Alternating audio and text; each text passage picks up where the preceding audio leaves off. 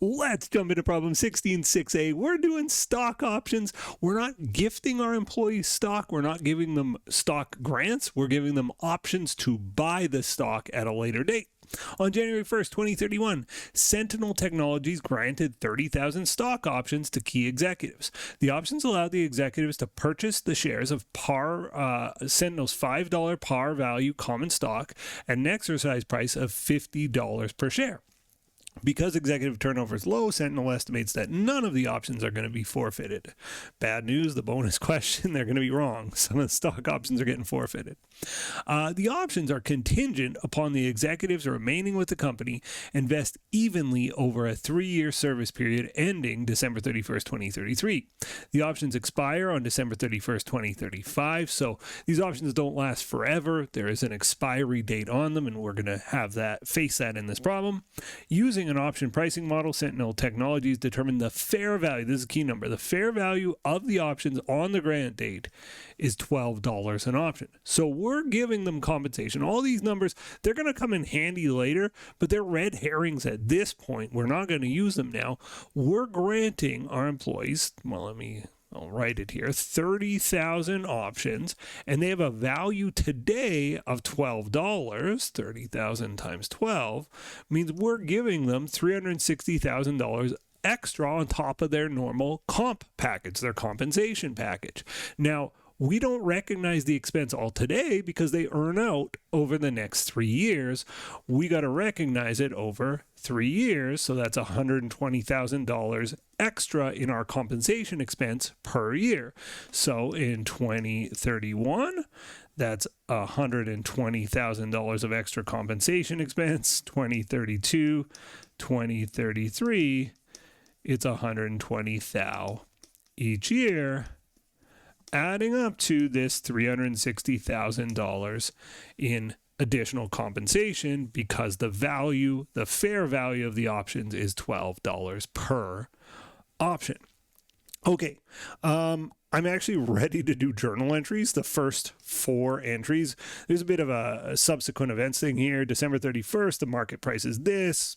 The next year, the market price is that. And the next year, the market price is that. The market price does not matter to our entries. What matters is the fair value of the option on the date it was granted. That's all we care about. And at some points, these options are going to be not very valuable at all. Like in 2032, the options actually have literally no value, right? It's a $50 option. The stock is trading at 48.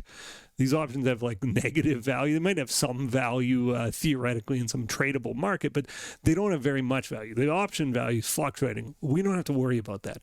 We worry about the fair value on the date the options were granted. That's it. That's what we're concerned with. Okay, so let's do our first 4 here. For part A, we are granting $360,000 worth of options, like the value of the options on January 1st, 2031, but there's no entry because they haven't earned any of them yet. It's just a promise. It's a conversation, essentially, at this point. No entry on the grant of options. Now, if we granted them stock, it's as we will do in 16.7, it's a little different. That's why I put that there. B, December 31st. 2031, well, there's $120,000 of comp expense each year, and that's what we're going to do. Debit, I'm going to just abbreviate this to compensation expense, $120,000. Our credit here is to additional paid-in capital, stock, options, and of course, my Canadians will know we don't use that account name. We call this contributed surplus. So additional paid-in capital, generally an American company thing, but we're talking about the same thing. So I'll use the American jargon, but you Canadians will know contributed surplus. And around the world, I think it's contributed surplus also. Follow your textbook. C, December 31st, 2032. Comp expense, 120. It's like straight line depreciation. Same entry each year. Credit, additional paid-in capital, stock, options, 120. D, same entry, December 31st, 2033. debit compensation expense, credit additional paid-in capital, stock options 120. Okay, the easy part's done. Hopefully that was an easy part. The rest is not too bad either. So E says the July 15, 2034 exercise of options. Let's read that. It says executives exercised 20,000 options when the stock price was $70 a share. Okay, so they're making good money off their options, right? Basically printing money for themselves, but we don't care about what the stock price is even when they exercise the options. We just care, okay, they've exercised some options. What has happened? Well, from a journal entries perspective, they exercised 20,000 options. The exercise price is $50 per share, 20,000 times 50, that's $1 million of cash that they have to give us to exercise these options. So we're going to debit cash for $1 million, July 15th, 2034, debit cash for $1 million. Now they also have exercised options. These options don't exist anymore. So we got to get rid of the options. How many options got exercised? 20,000 of the 30,000 options. 2/3 of the options got exercised. Therefore, 2/3 of the additional paid-in capital related to options needs to go, right? 20,000 divided by 30,000 is 0.66667. And the total additional paid-in capital on the options 120, 240, 360. So I multiply this by 360. $240,000 worth of options don't exist anymore. These options are gone. They've been exercised. So I got to get rid of the exercised options. 240. And what do I issue for those? Common shares, right? They turn cash and options into shares. Now, they might turn around immediately and just sell them on the market. Not my problem, right? That's different people from me dealing with them at market prices. I just issue at this price, and whatever the market's doing, I don't care. So I credit common shares. Now, if we had no par shares, I would just credit common shares for $12.40, right? Just the total here.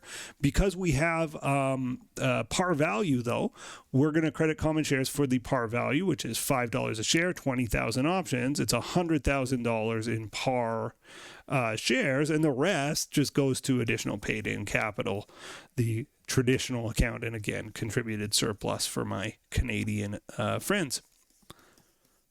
There you go. So that's E.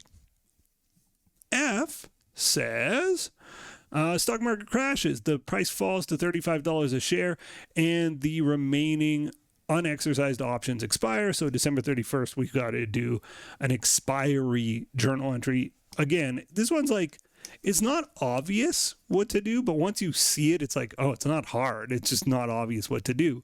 Well, the options got to go away, right? We had $360,000 in total options sitting on our books. We have an account called options for $360,000. We exercised $240. So now the account's down to $120. And now we're saying it's gone, right? Those options, poof, they're gone. So we got to get rid of the additional paid-in capital stock options. 120, get rid of the rest of them. And the credit here, kind of a weird one. I wouldn't have known to do this. Additional paid-in capital, expired options. So we just have an additional paid-in capital account that tracks our options that have fallen off the table. It's just a reclassification from being valid stock options to being expired stock options. And there we go. We have completed the question up to the bonus. If you're done, though, you don't want to deal with forfeitures. That's fine with me. See you in the next video. But if you want to stick around, here's the bonus question. Stock option forfeiture. Assume the same information up till January 1st, 2032. On January 1st, 2032, two executives leave the company forfeiting 2,000 unvested options. Calculate the compensation expense that they should recognize for 2032 and 2033. I'm going to do 2031, 2032, and 2033. So here was our initial plan. 2031. Oh, let's do it this way. 2032, 2033, the plan. And the plan was we had 30,000 options, $12 an option. The plan was our total comp here was going to be 360. I'm going to use Ks here. 360K, and that's 120K per year. At the end of year one, on January 1st, year two, two of our executives leave. And they take their 2,000 options and they basically say, well, I'm never going to cash these in because I'm gone from the company, and they're forfeiting their options in so doing. So what we do is we say, okay, I wish we had known that. We had a plan that was 30,000 stock options, fair values $12 each, $360,000. I wished I knew that before, because I wouldn't have granted these guys their 2,000 options. I would have only had a plan that had 28. I would have excluded these two from the option pool, and 28,000 times 12 is 336,000. So if I could do it again, these numbers aren't going to be relevant. Well, they're relevant for me to explain it, but they're not going to come into our answer. The do-over plan, which is like get rid of those two guys from the plan. I thought nobody was quitting, but I had two people quit on me, would be 336, and 336 over 3 years is 112 per year. So here's the correction now. Now this is the answer. So I'll call this the correction. I already did 2031. This has already happened. So we're existing in the year 2032. I already did 2031. And I'm $8,000 too high in 2031. I know I want to end up with 336K of total compensation. That would be the right number. And I just have to adjust to that number. And so I'm going to fix 2032. How would I do it? Well, this one, 2031 was 8K too high. So I'm going to make this one too low. I'm going to say, okay, I'm going to reverse that out. Now, there are certain errors that we would make retrospectively. We would adjust it through retained earnings. We'd say, oh, shoot, I should never have done that. This is one that's made prospectively. We go, okay, let's just adjust going forward. Let's adjust this to the right number, and we'll fix it in 2032. So to fix it in 2032, we make our comp expense not 112, what it should be. We actually make it $8,000 too low because we were too high last year. We fix it by going $8,000 lower than what you would think, 104K. And then in 2033, it is just the 112. And if I did it right, hope I did, 120 plus 104 plus 112 is 336. So this is the answer to the question. Let me zoom in on that because I'm a little bit messy there. So the question says, calculate the compensation expense Sentinel should recognize in 2032 and 2033. They should do 104K in 2032 and 112K in 2033. Kind of a weird situation. The US GAAP will say fix it right in the moment as soon as they quit. IFRS says wait till the end of the year to fix it. They both end up in the exact same place. There you go, though. We have solved 16.6a. If you made it to the end, smash the button, and I'll see you in the next video. Thanks for watching. The next video in our series is right up here, and if you want a supercut of all of the videos in this series, that's the one down below.